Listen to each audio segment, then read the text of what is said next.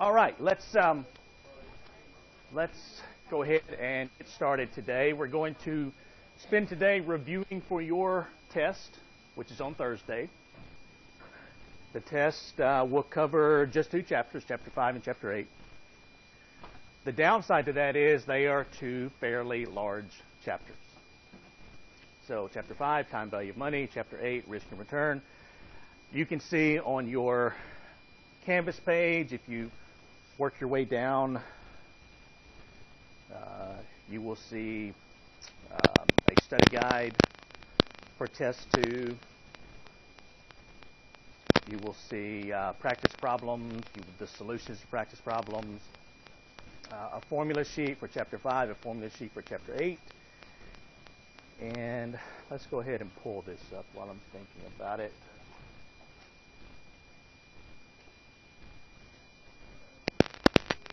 Just to make sure that's correct. So basically, there's nothing here that we didn't discuss in class. Chapter 5, time value of money. Of course, you have all the calculations associated with Chapter 5. Now, keep in mind that even though we spend a lot of time on the calculations, there are a lot of definitions and a lot of theory-type questions in Chapter 5 and in Chapter 8. And so what happens often is you sort of freak out over the calculator, and you spend all of your study time working through problems, which is good, but probably half the test or more is going to be definitions and theory questions from Chapter 5 and Chapter 8. So don't forget to read the chapters. Don't forget to look over the PowerPoint presentations. Those are very, very important. Okay? And so you can see Chapter 5, time value of money, basically all of it. And that includes, that's what we have here. What is compounding? What is discounting? Assume timing of the cash flows, or we assume they occur at the end of each time period. And then just different calculations.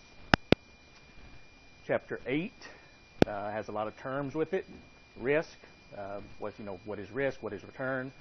How do you calculate return? What is a portfolio? What are different types of risk preferences? Risk assessment techniques, risk measurement. So we talked about standard deviation and coefficient of variation. How do you calculate a portfolio return? How do you calculate a portfolio beta? What is correlation? Perfectly positively correlated, perfectly negatively correlated. Diversification, the capital asset pricing model. What is it? How do you use it? That type of thing. And then the different types of risk. Diversifiable risk, which we can do away with if we own enough different stocks. Non-diversifiable risk is also known as company-specific risk or systematic risk. And a good way to remember that is non-diversifiable risk or systematic risk is associated with the economic system. So it's something you can't do away with. You can't get away from it. And then beta, what is beta? We said beta measures the degree of movement of a stock in response to a degree of movement in the stock market. So how much does a stock move in relationship to the market? And then the security market line, what is it and what causes it to shift? We talked about two different things. One was a change in expected inflation. It causes a parallel shift up or down of the security market line. The other was a change in the degree of risk aversion in the market, and that will cause the security market line to increase or decrease in slope. The steeper the slope, the more you have to be paid for taking risk. All right, I will try to talk over the backhoe working in the quad. By the way, you know what they're doing out there? They're building the faculty a swimming pool. I'm serious. Yeah. No, I'm not serious. No, they're repairing what? A sewer pipe? Is that right? Yeah, repairing a sewer pipe. So if you need motivation for studying, look out the window. Okay? Nothing wrong with repairing sewer pipes, but you probably don't want to do that the rest of your life. So look out the window and decide, okay, maybe I will study for the test. Believe me, I've done those types of jobs, okay? You don't want to do those your entire life. They're okay when you're 20, when you're 30. When you start getting old like me, then you start hurting and you're like, no, I can't do that anymore. All right, what we're going to do is we're going to work some practice questions. The practice questions are listed. Some of you may have worked those already. Others, maybe you haven't looked at them. But these are the practice questions listed on Canvas. The first 16 practice questions are related to Chapter 5. Questions 17 through 33 are related to Chapter 8. And they're a pretty good mix of definitions, problems. Also, I would probably, again, take a really good look at these before the test, because you potentially could see some of these questions again. Everybody get what I'm saying? You potentially could see some of these 33 questions again in the near future, possibly on Thursday. I can't make it much clearer than that. So take a look at these. So let's just work through these. Also, let me talk about the test really quickly. The test is going to be similar to Test 1. It's going to be 50 questions. It's going to be, as I mentioned earlier, a mix of calculations and definitions. Probably 40% calculations, around there. 60% definitions and theory type questions. I try to divide it pretty evenly between Chapter 5 and Chapter 8, although, well, it probably is pretty evenly divided. Maybe it's a little heavily weighted towards Chapter 5, if anything. What else? You've got your financial calculator. You will be given formula sheets for any of the formulas that we covered. Any other questions? Anything I've left out about the test? You will be given the exact formula sheets that are on Canvas for Chapter 5 and Chapter 8. So it covers, I think, every formula that we talked about. What else? Anything? Is that it? No questions? Oh, one other thing I want to remind you of before I forget is because you may be making plans for this, the Tuesday before Thanksgiving, we will not have class. Okay? So I know that's 3 weeks away, something like that. But the Tuesday before Thanksgiving, I am making that a self-study day. Okay? I'm not canceling class. That's a self-study day. So you can do what you want the Tuesday before Thanksgiving. As a matter of fact, in the 16 years I've been here, I don't think I've ever had class the Tuesday before Thanksgiving. That's just not right, okay, in my opinion. Some of you drive 10 minutes home, I understand that, but some of you have several hours to drive home, and so that I'm not telling you to not go to your other classes on the Tuesday before Thanksgiving. I'm just saying that this class will not meet. All right. Okay, let's talk about some of these questions.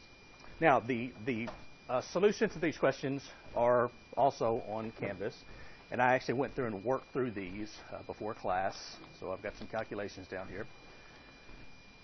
And, again, let's just talk about some of these. For example, number 1, in future value or present value problems, unless stated otherwise, cash flows are assumed to occur when? You can participate if you want to. Okay, at the end of the time period. Now, if they occur at the beginning of the time period, what type of calculation do we call that? It's an annuity, but it's an annuity due. Okay? All right. Number 2, the future value interest factor is?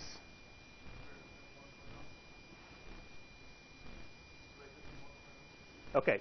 And actually, this could be written a little bit better because it says the future value interest factor is, and it would be always greater than 1.0. That's the answer. Now, to be technically correct, what this should say is the future value interest factor, if the interest rate is greater than 0, is always greater than 1.0. Okay? And so let me explain this to you really quickly. When we talked about future value, this was our formula.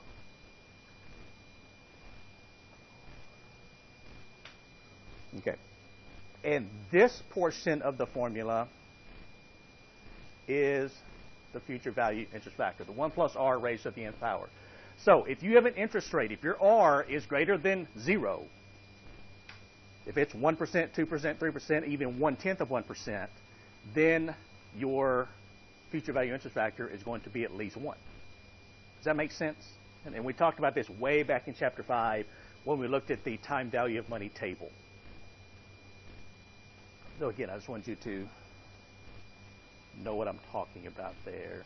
But the best answer is A, greater than 1. All right, number 3, the future value of $100 received today and deposited at 6% for 4 years is...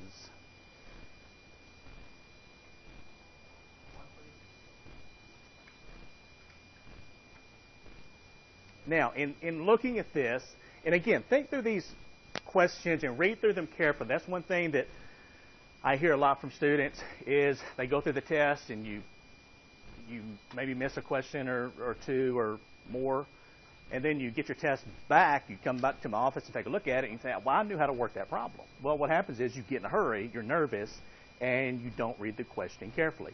Or you don't look at the correct answers. This is multiple choice, okay? So you have some options.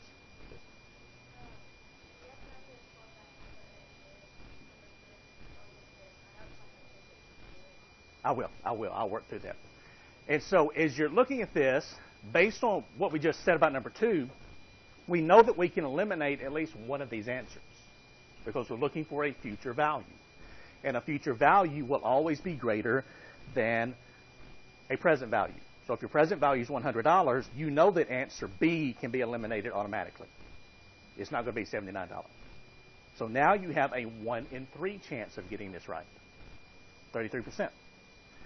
Now, if we want to work this problem, and I will, let's see, 106 and 4, our inputs would be a present value of 100. N equals what, 4? And the interest per year is 6%. And we want to calculate the future value. Now again, make sure your calculator is set on 1 payment per year. And that's where it's going to be for just about every calculation on the test. So if I want to bring up my financial calculator here, if I can do that. All right. I'll check to make sure that I'm set on 1 payment per year. So if I press my second key and then the I/Y key, I am set on 1 payment per year. And then I'm going to go through the clear process. Once I'm showing zeros, second, clear time value of money, second, clear work. And I think I mentioned this to you before, but I wanted to make sure everybody's clear with this. A lot of times what I will see is when you're working this and I say to press the second key, a lot of times what happens, you just sit there and you just start pressing the second key just multiple times. Like you're clearing. I mean, you can press the clear button as many times as you want. It doesn't make a difference. But if you press the second key, notice when you press it 1 time, you'll see the little second sign appear on your screen. That tells you you are then using what is above the key. Okay? But if you press it again, it goes away. So if you just sit here and start pressing the second key 4 or 5 times, you may get lucky and stop here, where you're actually accessing what you want, or you may stop here, and then if you press the clear time value of money, you're not doing anything. Okay? So it's very important. Press the second key 1 time, clear time value of money, second, clear work. Then we can put our inputs in. 100 is the present value. 4 is your N, and 6, I/Y, compute the future value. Now, another thing I want to mention to you, because you will see this on the test, is the test bank doesn't use the exact rounding that we use in class. So your answers are going to be sometimes slightly different than what on your calculator than what shows up on the answers for the test. For example, this says that the answer is $126 even, which is answer A, and it shows $126.25 on your calculator. Now, I will tell you that in terms of answers, there will be a significant difference between the answers, so you're not going to have trouble choosing which one is correct. Okay? But I always have students on the test, come ask me, wait a minute, I'm getting this answer and it's not matching up with anything exactly. Well, it may not match up exactly. There may be just a little bit of difference. All right, so very good. Number 4, if the interest rate is 0, the future value interest factor equals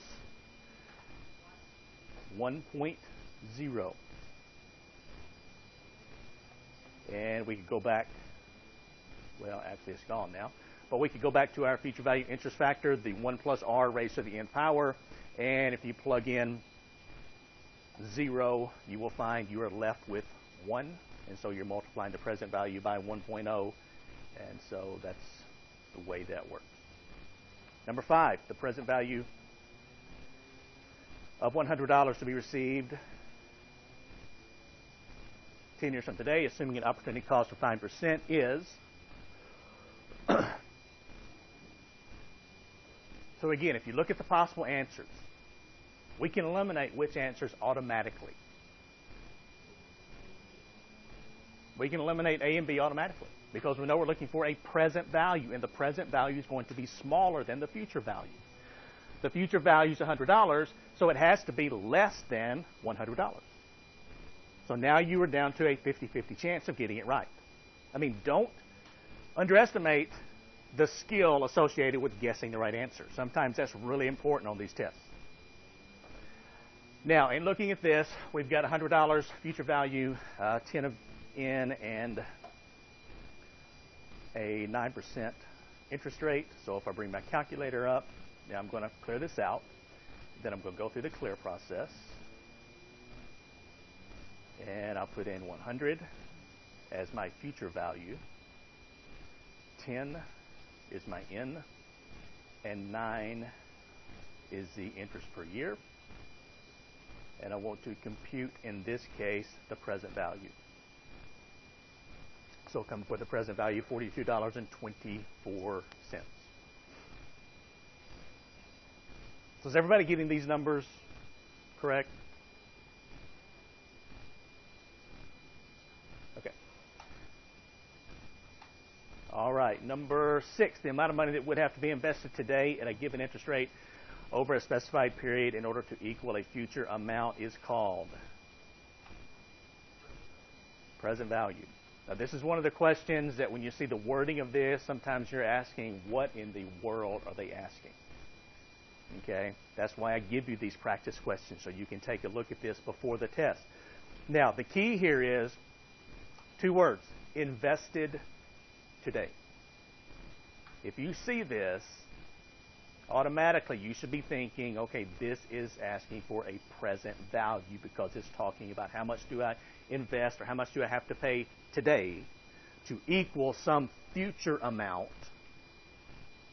So it's going to be a present value calculation. So the answer would be B.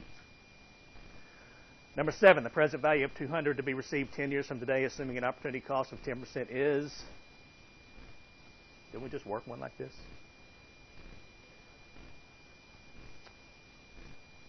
So again, we can eliminate a couple of answers. We're looking for a present value.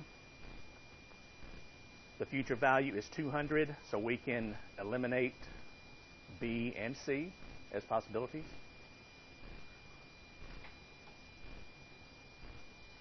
And so in working this, let me catch back up with where we are.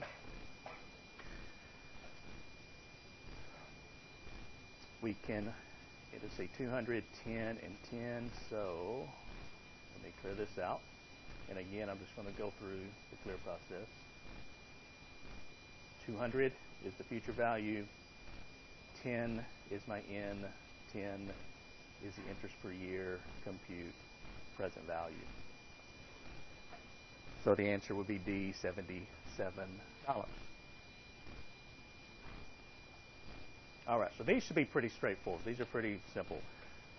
All right, number 8, the future value of a dollar blank as the interest rate increases and blank the farther into the future an initial deposit is to be received.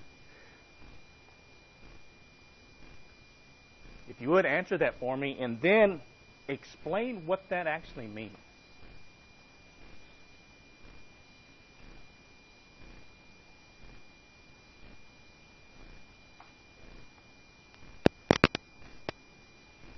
Okay, so the future value of a dollar increases as interest rates increase and increases the farther into the future. All right, so the answer, I'll go along with that. The answer is C. So now explain that in simple terms. What is that telling us?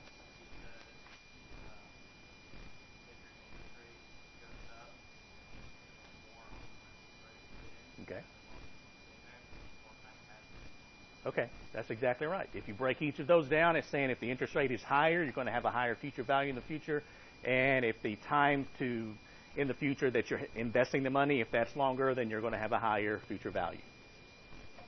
Okay, so that's exactly right.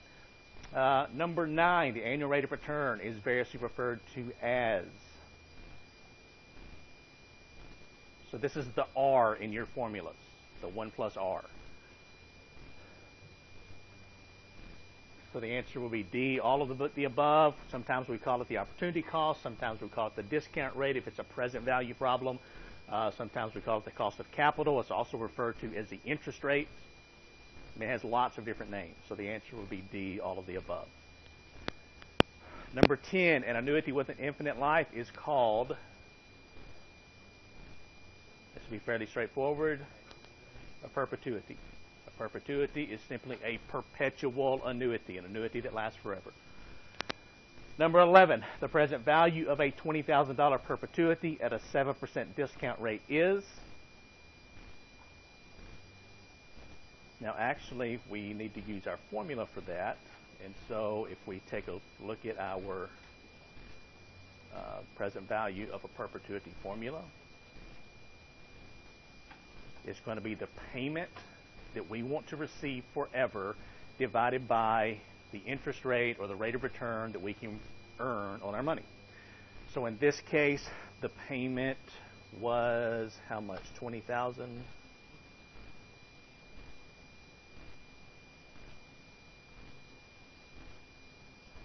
Divided by 7%.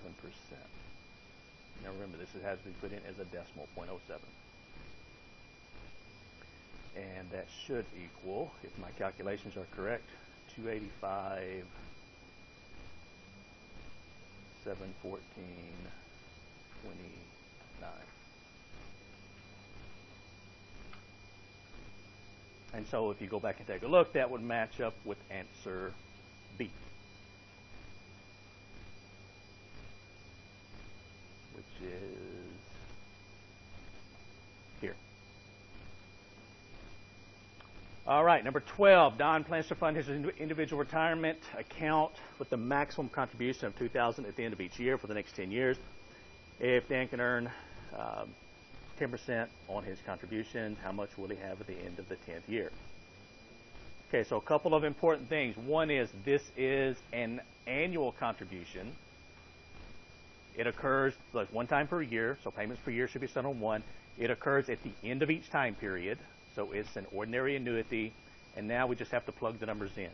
The payment is going to be $2,000, N is going to be 10, and 10 is going to be the interest for a year. So if we put that information into our calculator, and again, go through the clear process, 2,000, press the payment key because this is an ordinary annuity. 10 is the N and 10 I/Y compute future value. And Dan should have $31,874.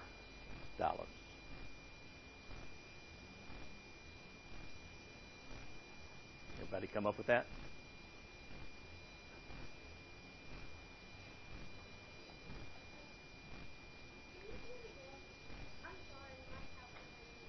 Okay, that's no problem. Now, make sure that when you're here on zeros, make sure you go through the clear process.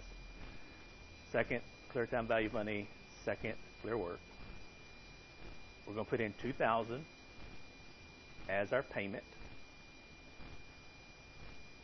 10 in and 10 I/Y. And then we press our compute key and the future value.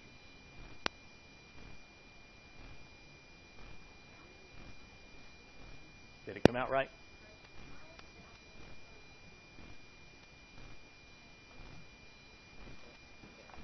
This is not coming out right.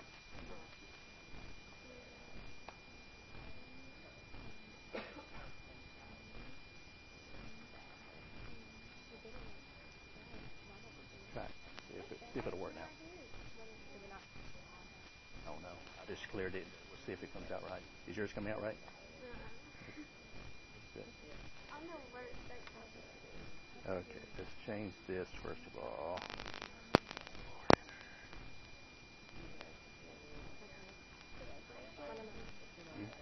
You haven't broken it. Okay, so now second, clear time value money, second, clear work. Now try it, see if it works. So it was. It did? Yeah, no. I think it's different before, so I don't know. Okay. Do what? Yeah, you might not. Typically, that's what happens is you just. But like, I would be able to look at that, and there wouldn't be anything that close. There wouldn't be. No, it wouldn't be off that much. Yep. Did that get yours come out right? Okay. All right. So I just did take 10 and 10. Right?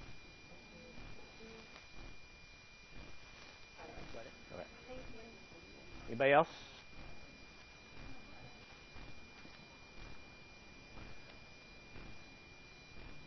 Okay, number 13. Number 13 should look familiar to you. I think it showed up on one of your quizzes, maybe quiz number 2, I think. And I think it probably gave some of you a little bit of trouble. It says you've been offered a project paying $300 at the beginning of each month, or excuse me, the beginning of each year for the next 20 years. What is the maximum amount of money you would invest in this project if you earn 9% rate of return on your investment? Now, you see the word beginning. Automatically, you're thinking this is an annuity due. I need to change my calculator to beginning of period payments. It's at the beginning of each year, so the payments per year are set on 1. And so your payment's going to be $300, and it's going to be $20, and $9 is going to be your interest per year. So if I bring this up, okay, so here I am. Let's go through the clear process first. Now, to change the beginning of period payments, notice right above your payment key, the letters BGN. So I'm going to press my second key one time and press my payment key. I'm currently set to end of period payments, but the set key is my toggle switch to go back and forth. So the set key is right above the enter key. If I press second and enter, I will change to beginning of period payments. Now, if I press my clear button, you'll notice the letters BGN are at the top of the screen to remind me I've changed to beginning of period payments. Now, I'll just enter the information.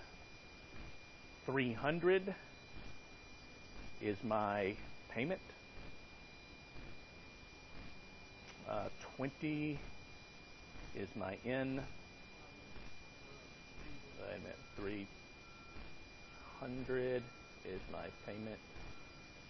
20 in 9 I/Y.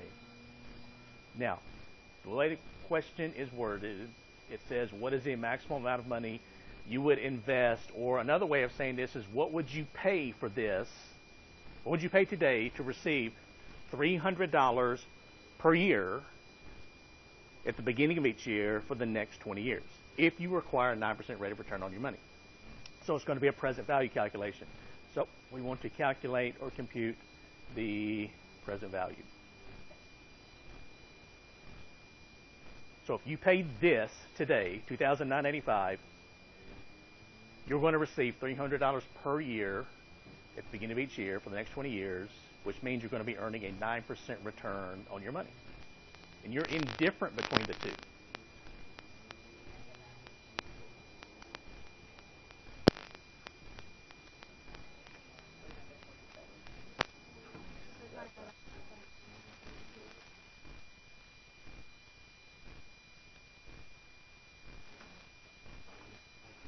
Did you get the right answer? No, I got 27 too. I just figured it out real quick.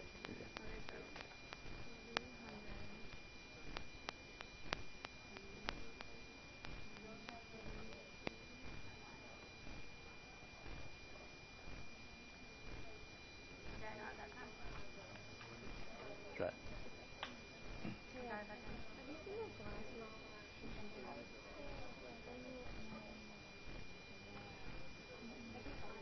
Work? Yeah.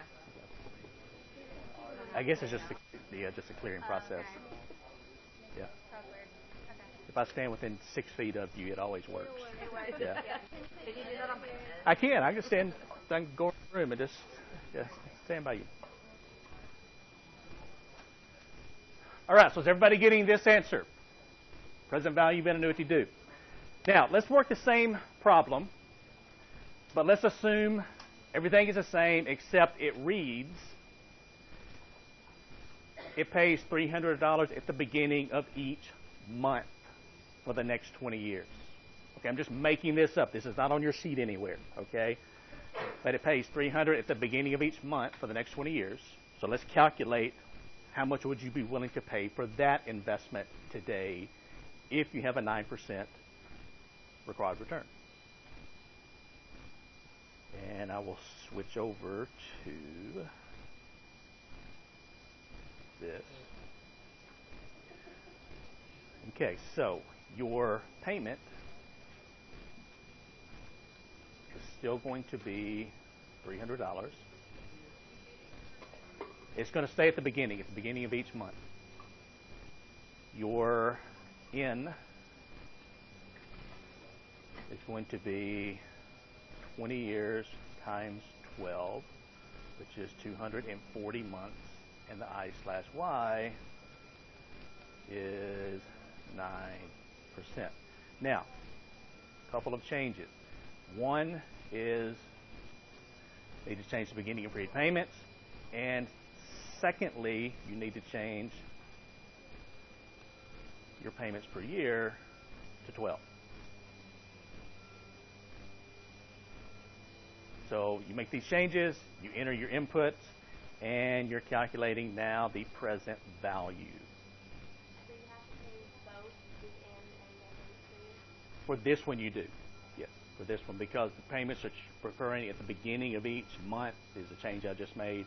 So if you see the word month, you're automatically thinking, okay, I need to change to 12 payments per year. And if I see the word beginning, it's an annuity due, so I need to make that change. So let me catch up with you here. Let's see, so that's 300, 240, and 9.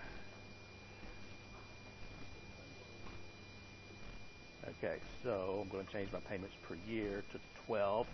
Again, be sure to press the Enter key. If you don't press the Enter key, it's going to go back to 1. Now I press my Clear key, and then I'm going to go through the Clear process, starting from zeros. Make sure you're always starting from zeros when you go through the Clear process. Second, clear time value of money. Second, clear work. Now our information, 300 is our payment. 240 is our in, and 9 is our interest per year. And we want to compute the present value.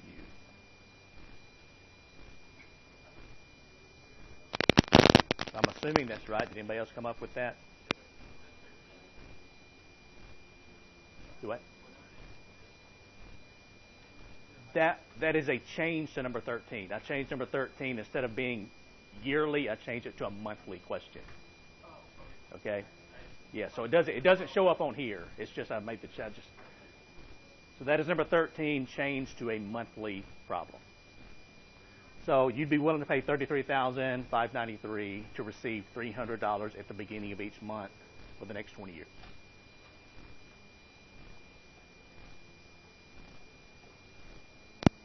Okay.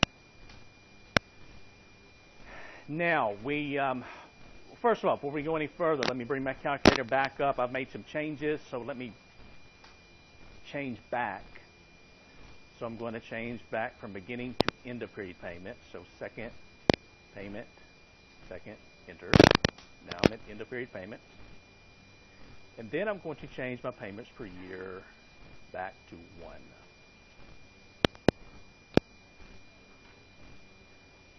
then go through the clear process.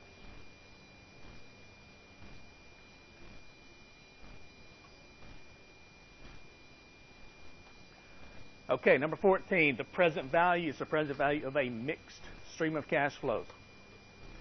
So the present value of 1,000 received at the end of year 1, 1,200 at the end of year 2, and 1,300 at the end of year 3, assuming an opportunity cost of 7% is. Okay, so this is what we're looking at.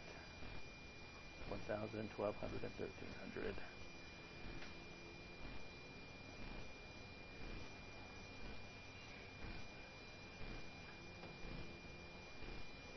So 1,000,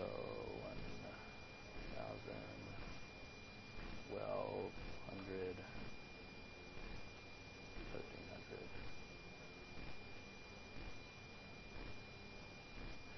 And what we're doing is we're simply taking all of these back to time period 0.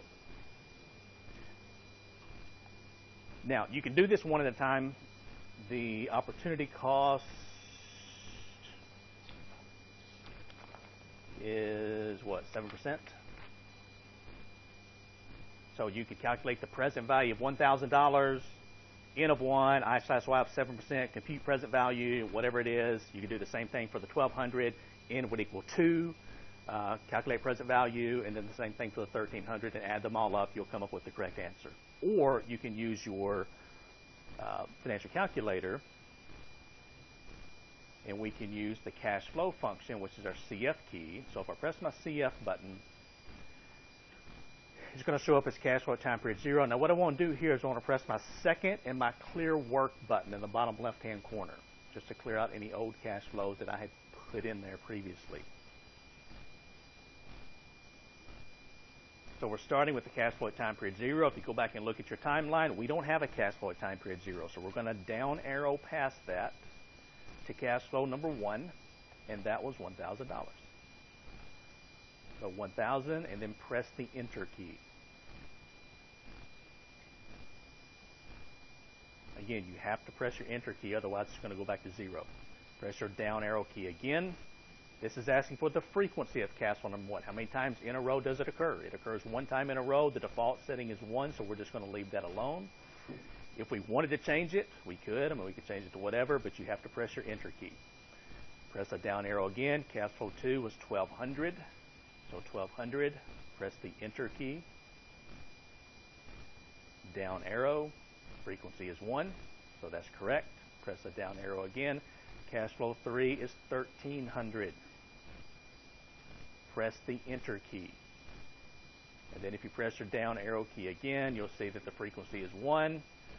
And then if you keep pressing your down arrow, what will happen is you'll go ahead one time period, in this case the cash flow 4, and then you're going to go back again to cash flow 0, so you can take a look to make sure everything is in there correctly. So there's the 1,000, there's the 1,200, there's the 1,300. Now, once you've done this, it's asking for the present value, so we're going to press our NPV button. It stands for net present value. We press the net present value key. It's going to ask for an interest rate or a discount rate, and in this case, that is 7%. So 7. Press the enter key to lock it in.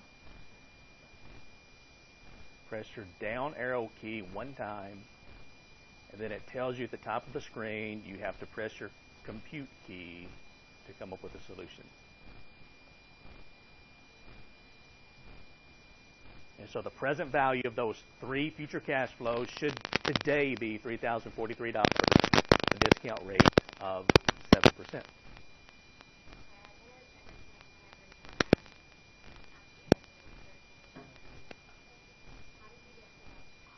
Once you've entered your cash flows, press your NPV button. Then put your 7%, press the enter key, then press your down arrow key one time, then your compute key. Just compute.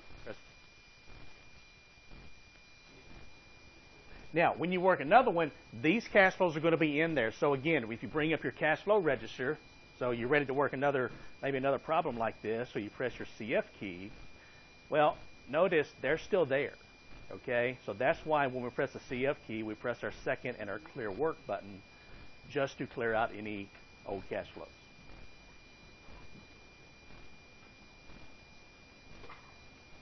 All right.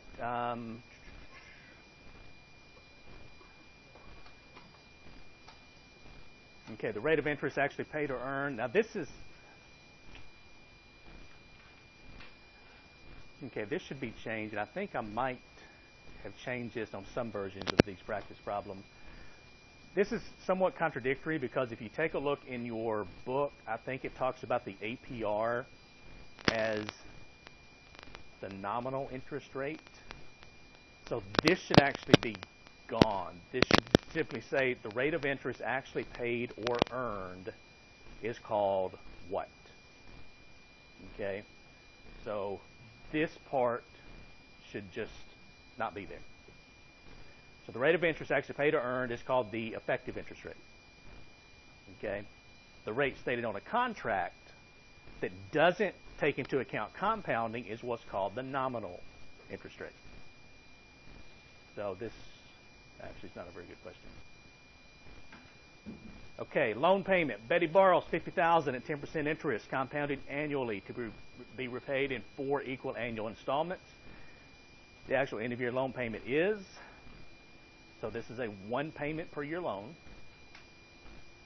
She's borrowing $50,000, 10%, and 4 payments. So if we bring this up, and then I go through the clear process, 50,000 is the present value, PV. 10 is the interest rate, I/Y, and 4 the number of payments. And want to compute, in this case, the payment amount. So she would pay $15,773.54 per year for 4 years, and that would pay off her $50,000 loan plus the interest that accrues.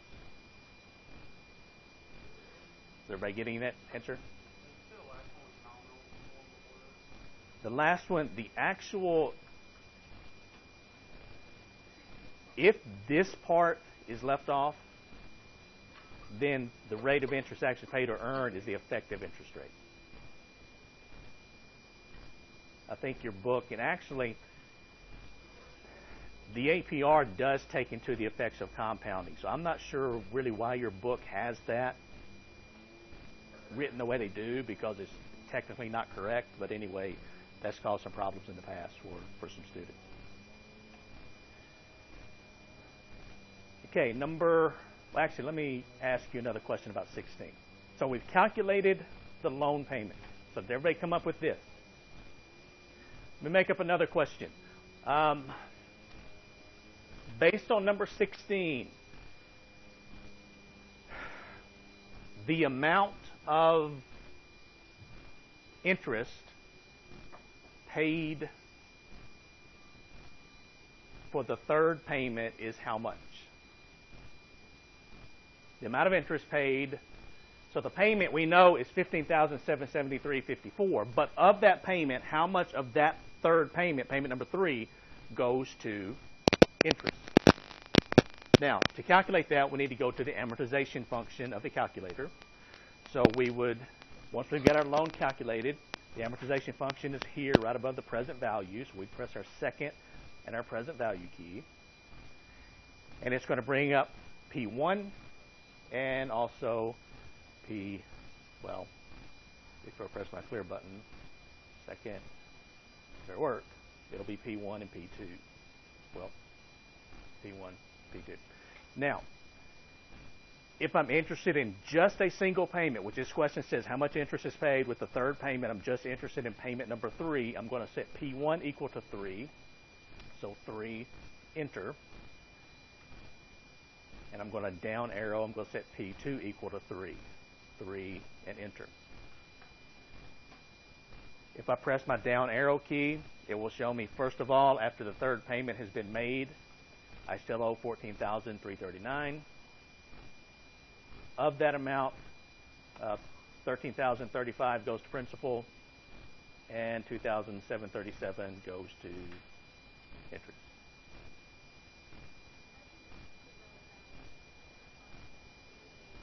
To the balance, I just press the down arrow key.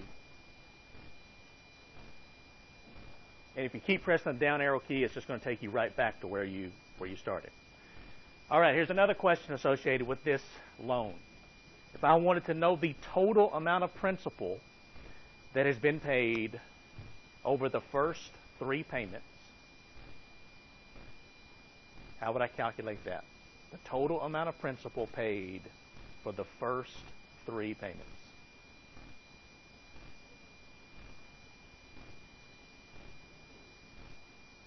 So I'll still use my amortization schedule. I'm going to set P1 equal to what? The beginning of the number of payments that I'm interested in, which is payment number 1, because I want to know from payment 1 to payment 3. So I'd set P1 equal to 1.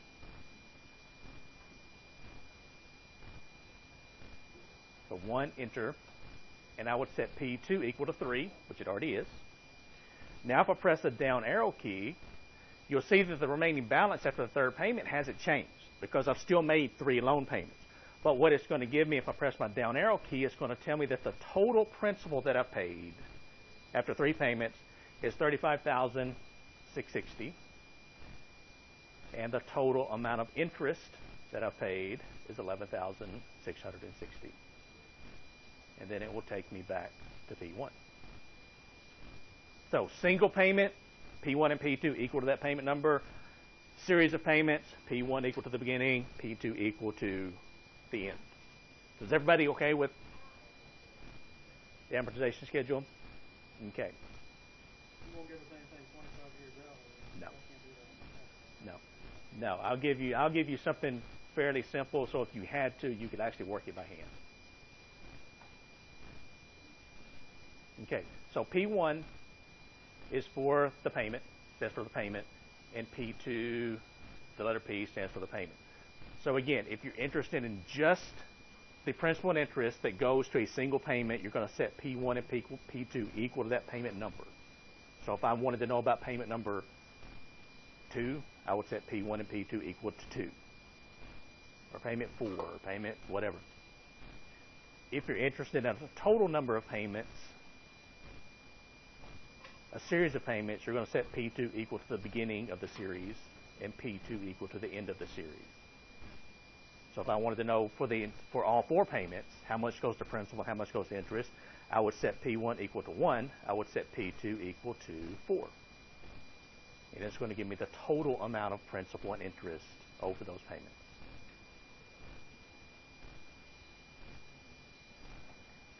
Okay. So that is the practice questions for Chapter 5. Now we'll move on to Chapter 8 really quickly. If a person's required return does not change when risk increases, that person is said to be what? Risk indifferent. Okay, so the answer, well, actually should be B. I don't know why it's 1, 2, 3, 4, but it should be B. Number 18, if a person's required return decreases for an increase in risk, the person is said to be what?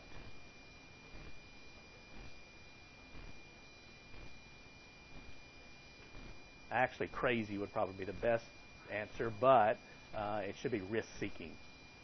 Okay, they're taking more risk, and they're actually expecting a lower rate of return. Number 19, blank is the chance of loss or the variability of returns associated with a given asset. That is the first definition in Chapter 8, which is risk. Number 20, last year Mike bought 100 shares of Dallas Corporation common stock for $53 per share. During the year, he received dividends of $1.45. The stock is currently selling for $60 per share. What is the rate of return Mike earned over the year? So we're going to use our formula. So let me bring that up. So let's see what we have. 60 minus 53. So our rate of return formula is going to be, and again, you can use whatever you want for this. We can use the letter R. We can use whatever. So it's going to be the end price minus the beginning stock price plus any cash that he received, which was $1.45 per share, divided by the beginning stock price.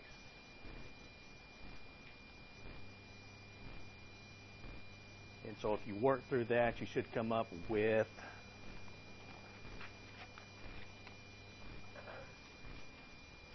let's see, 845.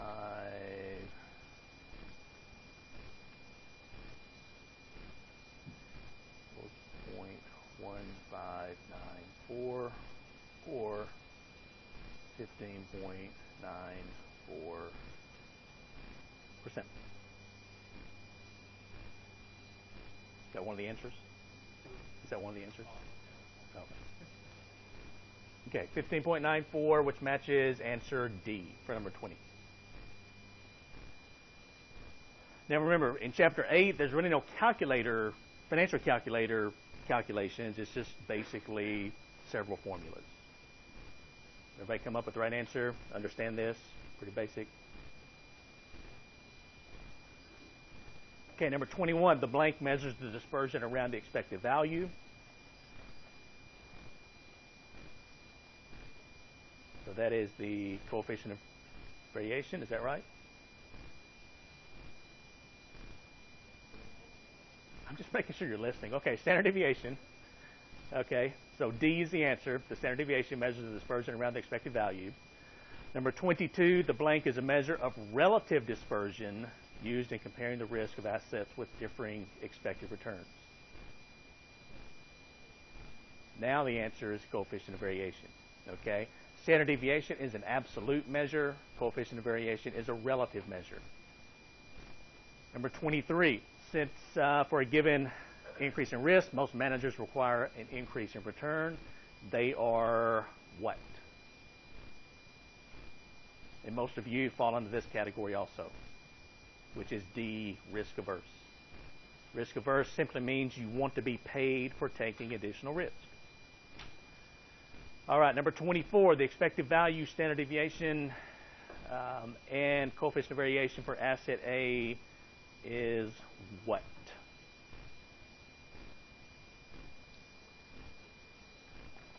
Would you like me to work through this one? I was afraid you would say that. Okay. So let's see, 25, 5, 55, 10, 20, and 13. All right. Now, the expected return is going to be, I think we call that R bar, is going to be the probability times the return for each possible outcome. So in this case, we're simply going to have our 0.25 times 0.05 plus the 55% probability times a return, which is 10%, plus the 20% probability times the 13% return. And if you work through that and do the math, since I know what the answer is, I'm guessing you're going to come up with 0.0935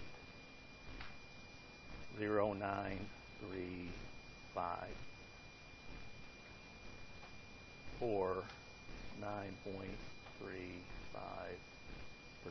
But if somebody would, since I haven't worked through this, if you would work through the math and just make sure that's right. Okay. So the expected return is of this investment, we expect to earn 9.35%. Are we going to earn exactly 9.35%? Probably not. Okay. Now, the second question is calculate the standard deviation. So we're going to use our expected return that we just used, and we're going to plug that into our standard deviation calculation. So the standard deviation for this asset, which we're calling asset A, is equal to, now our formula is going to be, if you take a look at your formula sheet, It's going to be the return minus the expected return squared times the probability of that return occurring. And again, we're going to have those calculations for each possible return, and that's all under the radical sign. So let me start filling this out. So the first return is 5%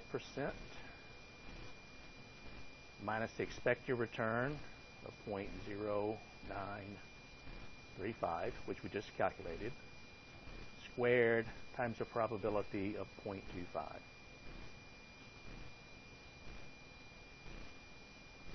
Plus the second return, which is 10%, 0.10 minus 0.0935 squared times the probability of 0.55 plus 0.13 minus 0.0935 squared times 0.20. And again, all of this is under the radical.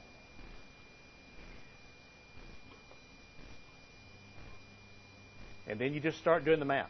And again, the order of your calculations are important. So in here, we're going to start within the parentheses, 0.05 minus 0.0935, whatever that equals, and then squared times 0.25. And then you do the same thing here, the same thing here. And you should come up with, remember at the very end, you have to take the square root, and it should be 0.0276%.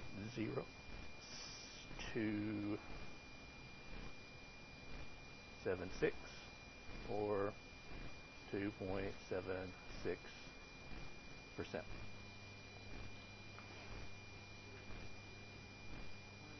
And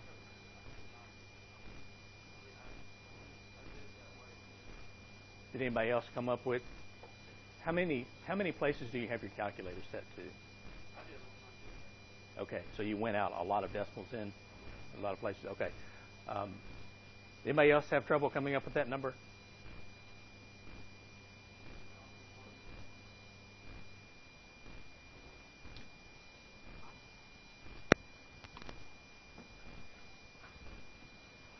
Take just a second here. Oh, crap. Are you serious? Damn it. Okay. I just erased all that work that I did. Does anybody else have that? Have you done the math on it and come up with that number? Because really the hardest thing with these is not necessarily the work, because you've got the formula. It's simply if you accidentally press the wrong number. I mean, so I'm not going to give you something with 10 different possible outcomes. I'm going to give you a basic problem similar to this, and if you know how to calculate the standard deviation, the expected return, the standard deviation, we can also calculate the coefficient of variation, which, let me finish that. This is the last part of the problem. And that's going to be the standard deviation, which is 0.0276 divided by the required return of 0.0935. And it's showing, at least on the answer, that equals 0.3. Is that right?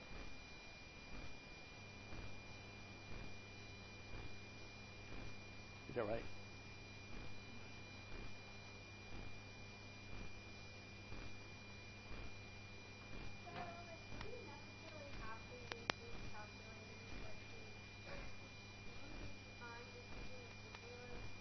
For what? For the with you could use the formulas, but it's going to take longer. The test is set up for you to use either a financial or a scientific calculator for the calculation. Okay? The formulas will be available. Yes. So what I would do is just practice with that. I understand if you need to, come by and combined C, we can sit down and we can just work through because once things start working correctly, and you sort of get in the habit of you're calculating correctly, you're clearing out correctly, it's a lot easier. Okay? But I understand it's frustrating if you're getting the wrong answer time after time after time, and you're probably just one key away from getting the right answer. All right. Let's see. What else do we have here really quickly? Wrong one. Okay, so the answer to that would be D, actually. Number 25, the blank portfolio maximizes return for a given level of risk or minimizes risk for a given level of return. That's going to be the efficient portfolio, answer A. Number 26, perfectly positively correlated series move exactly together. They have a correlation coefficient of positive 1.0, while perfectly negatively correlated series move exactly in the opposite direction, have a correlation coefficient of negative 1. So that's going to be answer D for 26. Number 27, combining negatively correlated assets having the same expected return results in a portfolio with a blank level of expected return and a blank level of risk.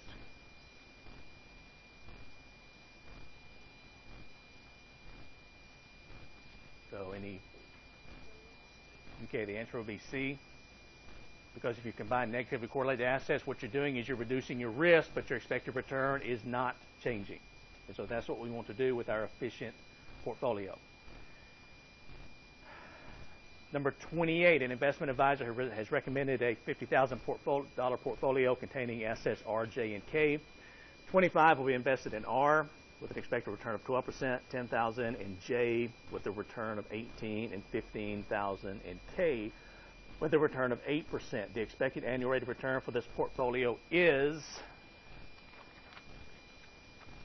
okay, so if we want to calculate this,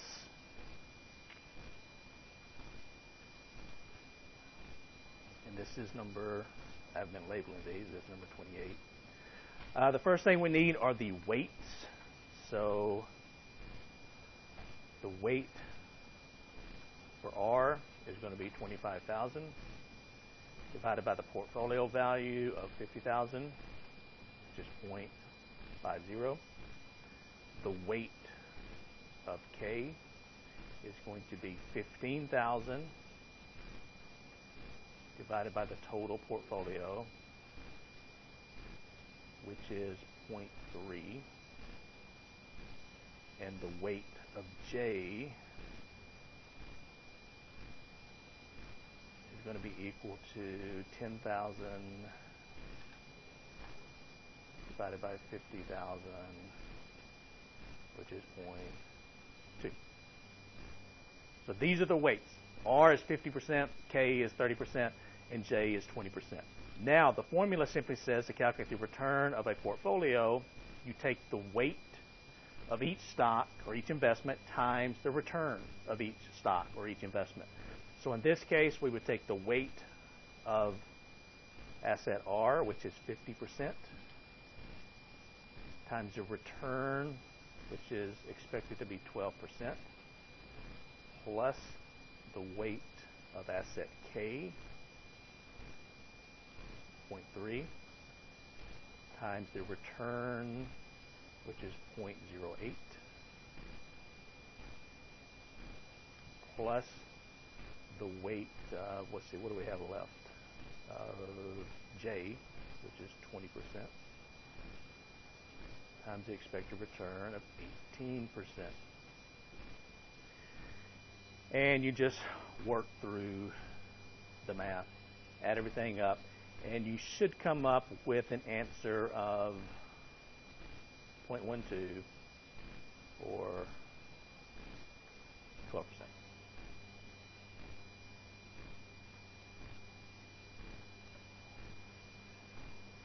All right, so that is 28, and then 29, and it's actually working with the previous table, so let me So it's working with figure 501. So you've got three assets, asset A, B, and C. You'll notice asset A and B, or excuse me, A and C move together over the years. The returns are the same.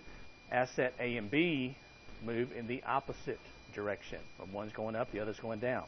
So the first question is, the correlation of returns between asset A and B can be characterized as, and the answer would be B, perfectly negatively correlated. Did everybody see that? Number 30, systematic risk is also referred to as, so that's systematic risk, risk associated with the economic system. So that would be, but actually the term is not economic risk, it is non-diversifiable risk. Okay, so the answer is going to be C for 30. The purpose of adding an asset with negative or low positive beta is to, what we want to do, reduce our profit. Okay, we want to reduce the risk of the portfolio. The beta of the market is what? The beta of the market is always 1.0. And then number 33, asset P has a beta of 0.9, the risk-free rate of return is 8, and the return on the market is 14. The asset's required return is, so based on that information, if we wanted to use a capital asset pricing model to calculate this, we're simply going to plug the numbers in. And so that would be, the required return is going to be equal to, now this is our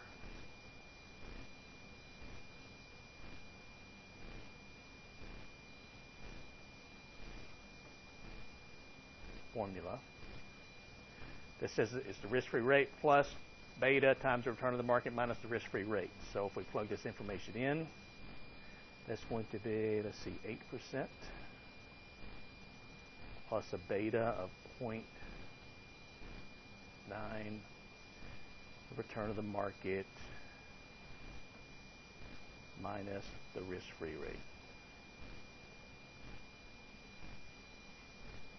And so that equals 8 plus 0.9 times 6, which equals 8 plus 5.4, which equals 13.4%,